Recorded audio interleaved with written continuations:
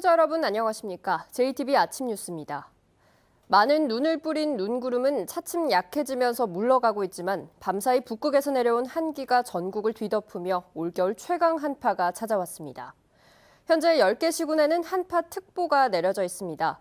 취재기자 연결해 자세한 날씨 상황 알아봅니다. 오정현 기자. 네, 사나흘 동안 많은 눈을 뿌린 눈구름은 동쪽으로 빠져나가면서 대부분 지역에서 눈발이 잦아들고 있습니다. 눈구름은 오전까지 서해안 지역을 중심으로 최고 5cm를 더 뿌리고 모두 물러갈 걸로 보입니다. 대신 북극 한기가 맹위를 떨치며 오늘 아침 올겨울 최강 한파가 찾아왔습니다. 현재 임실과 무주 등 4개 시군에는 한파 경보가, 전주와 익산 등 모두 6개 시군엔 한파주의보가 내려져 있습니다. 오늘 아침 임실의 기온은 영하 19.4도까지 곤두박질 쳤고 지난 영하 17.8도, 장수 영하 17.5도, 전주 영하 12도 등 올겨울 최강 추위가 이어지고 있습니다. 한낮에도 전주 영하 4도, 진안과 장수는 영하 6도에 그치겠습니다. 바람까지 강하게 불 것으로 예보가 돼 있어 체감온도는 이보다 더 낮을 걸로 예상됩니다. 주말인 내일 낮부터는 평년 기온을 회복하며 한파의 기세가 누그러지겠고 화요일 오후부터는 비 소식이 예보돼 있습니다. JTB 뉴스 오정현입니다. 이렇게 많은 눈이 내리면서 크고 작은 피해가 잇따랐습니다. 축사와 비닐하우스가 내려앉고 교통사고만 500여 건이 접수됐습니다. 계속해서 주혜인 기자입니다. 30cm 가까운 폭설이 쏟아진 임실군의 한 염소사육 농가. 철제 구조물이 눈의 무게를 이기지 못해 엿가락처럼 구부러졌습니다. 또 새벽에 쏟아지다 보니까 대책이 없더라고요. 나와서 보니까 눈이 엄청나게 이렇게 왔어요. 그래서 이제 돌아서니까 그냥 와장창 무너지더라고. 눈폭탄을 맞은 인근의 한 돼지 농가는 지붕이 사라져 내부가 훤히 들여다 보입니다. 비닐하우스 한 동도 완전히 주저앉았습니다. 장수군 산서면에선 퇴비 저장 시설이 무너져 1,500만 원의 재산 피해가 나기도 했습니다. 밤사이 최고 24cm의 많은 눈이 내리면서 지붕이 눈 무게를 이기지 못하고 완전히 무너져 내렸습니다. 사흘간 이어진 눈에 크고 작은 교통사고도 잇따랐습니다. 경찰에 접수된 눈길 사고만 500여 건에 이릅니다. 기상청은 폭설에 이어 한파까지 더해지면서 도로가 언 곳이 많다며 운전자들의 각별한 주의를 당부했습니다.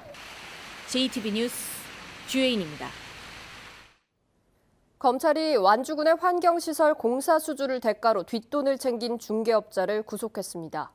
이 돈이 어디로 흘러갔는지를 밝히는 게 핵심인데 이 중개업자와 완주군의 연결고리로 알려진 핵심 브로커가 잠적하면서 검찰 수사가 속도를 내지 못하고 있습니다.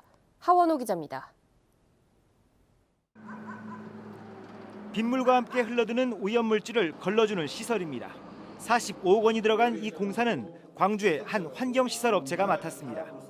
검찰은 지난해 말 이 공사를 수주할 수 있도록 해주겠다며 업체로부터 3억 5천만 원을 받은 혐의로 김모 씨를 구속했습니다. 김 씨는 검찰 조사에서 또 다른 브로커 A 씨에게 수억 원을 건넸다고 진술한 것으로 알려졌습니다. 검찰은 A 씨가 받은 돈이 완주군 공무원에게 건네졌을 가능성이 큰 것으로 보고 체포영장을 발부받아 A 씨를 쫓고 있습니다. 하지만 사건에 열쇠를 쥐고 있는 A 씨가 잠적하면서 검찰도 수사에 속도를 내지 못하고 있습니다. 완주군은 정해진 절차에 따라 업체를 선정했다며 관련성을 부인하고 있습니다. 환경부 지침이나 우리 운영 조례에 맞게 위원이 구성해서 위원회에서 평가하는 것은 그 사람들의 재량입니다. 그것까지는 누가 다칠 못하죠. 공사업체와 완주군의 연결고리가 됐던 핵심 브로커가 잠적하면서 사건이 장기화하는 게 아니냐는 우려도 커지고 있습니다. JTB 뉴스 하원호입니다. 전주교대에서 장애 증명서를 위조해 부정 입학한 사례가 적발됐습니다. 전주교대는 다음 주 교수회의를 열어 입학 취소 여부를 결정하기로 했습니다. 조창현 기자입니다. 지난 2014년 전주교대에 입학한 A씨. 당시 A씨는 시각장애 6급 증명서를 제출해 장애인 특별전형에 합격했습니다. 그해 전주교대는 장애인 특별전형으로 5명을 선발할 예정이었는데 지원자는 A씨 1명뿐이었습니다. 장애인 특별 전형은 일반 전형보다 경쟁률이 낮고 미달이 잦은데 A씨는 이 점을 노린 것으로 보입니다. 그런데 A씨가 제출한 장애 증명서가 허위인 것으로 뒤늦게 확인됐습니다. 교육부가 최근 5년간 장애인 특별 전형 입학자에 대한 실태를 조사한 결과 드러났습니다. 장애인 증명서 발급 기관이 있잖아요. 증명 기관이. 그래서 저희가 발급 기관에 공문을 의뢰를 한 거죠. 이 장애인 증명서가 발급 기관에서 발급한 게 맞는지를 확인을 한 거죠. 교육부는 A씨가 장애인 증명서 위조를 위해 유명 입시 브로커에게 금품을 건넨 가능성이 큰 것으로 보고 경찰에 수사를 의뢰했습니다. 다른 학교에서도 용납이 안 되는데 교대라는 그런 미래 선생님이 된다는 그런 특수성 생각하면은 더더욱 말도 안 되고, 확실히 좀 이 부분에 대해서는 이렇게 진실이 드러날 필요가 있다고 이렇게 생각합니다.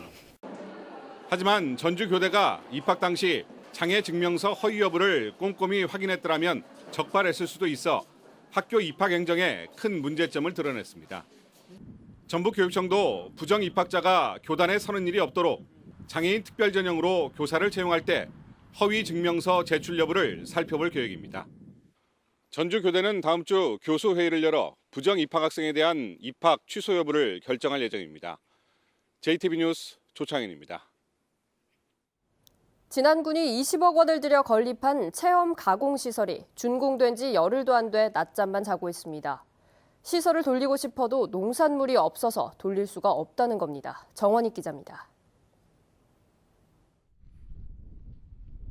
지난 13일 준공된 특산물 가공 체험장입니다.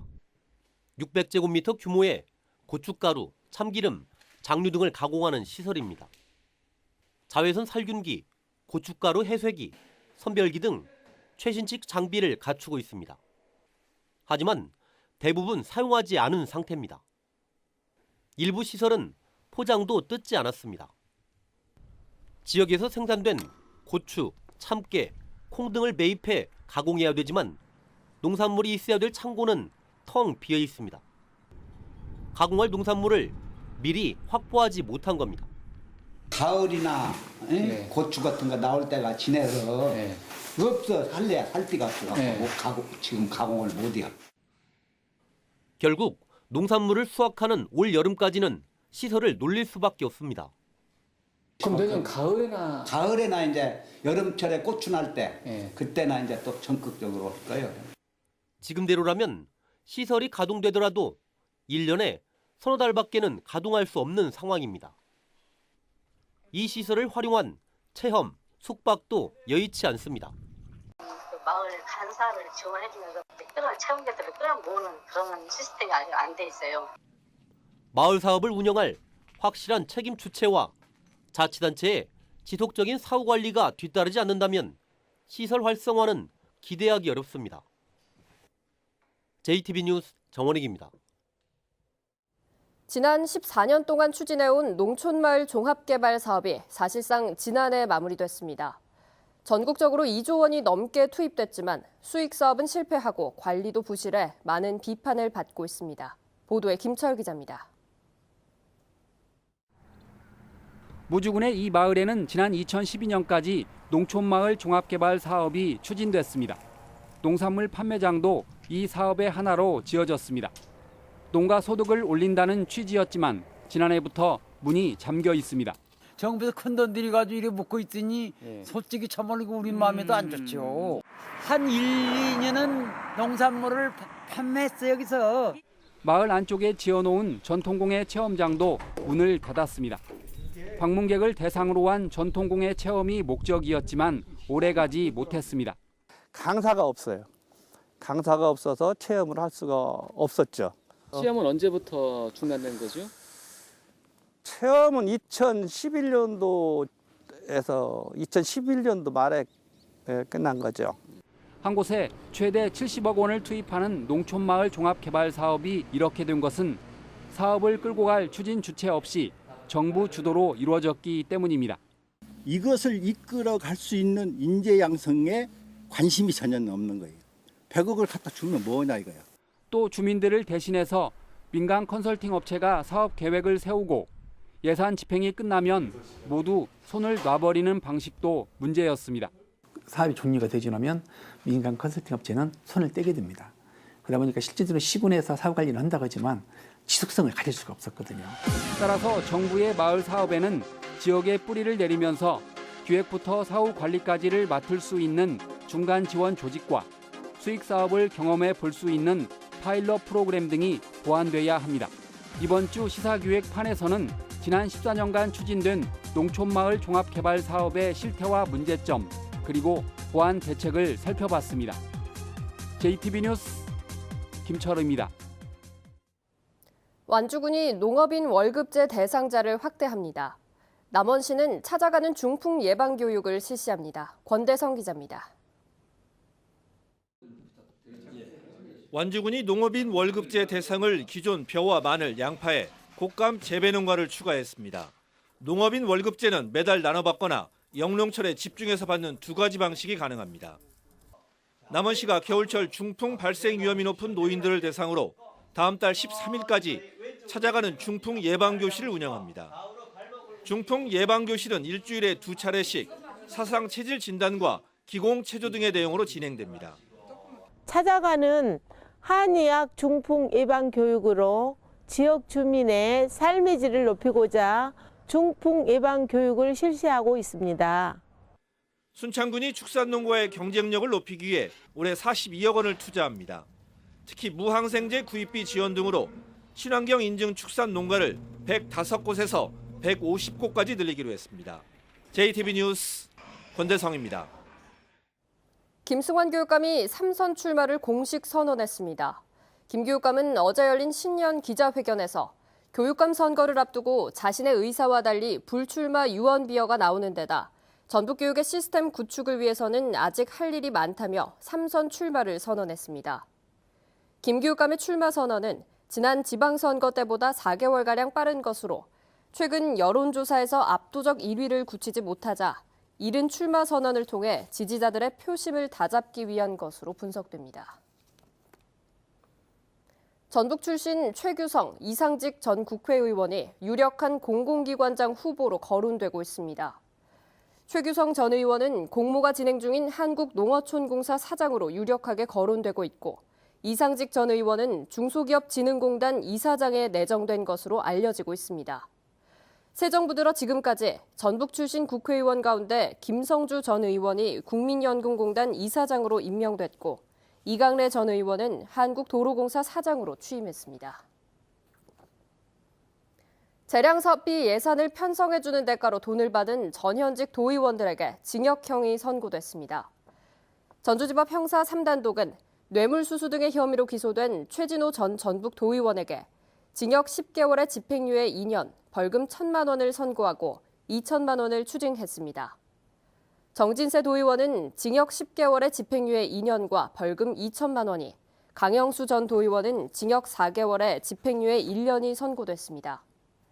재판부는 피고인들이 도의원이라는 권한을 남용해 세금을 낭비했고 뇌물 액수가 적지 않은 점 등을 고려해 형량을 정했다고 밝혔습니다.